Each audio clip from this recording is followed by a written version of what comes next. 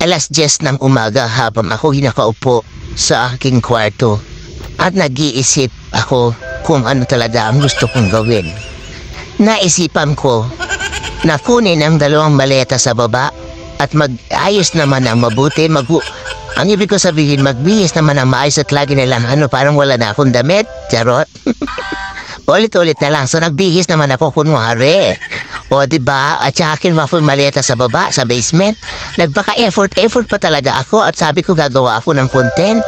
So ito mga kunwari ay uuwi na naman ako. Ito na naman mga pagkukunwari na to. Wala na talagang maisipan na content kung ano ang gagawin content. Ang hirap talaga. So ayan, binuksan ko yung isang malaki kunwari, nilagyan ko na ng mga damit ko yun.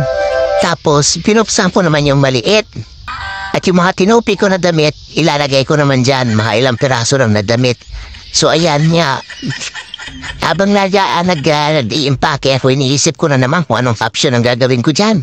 Kasi sa totoo lang talagang, it's another fake na naman ito, fake edition. Di ko alam kung papasok ako sa bahay ni Kuya. Pupunta ako sa bahay ni Kuya, kaya ako nagpapake o ano sa tingin niyo. Ayan o, kumpleto. 2 maleta at may shoulder bag. So paalam na, magkita-kita na lang tayo sa PBB, Pinoy Big Brother House.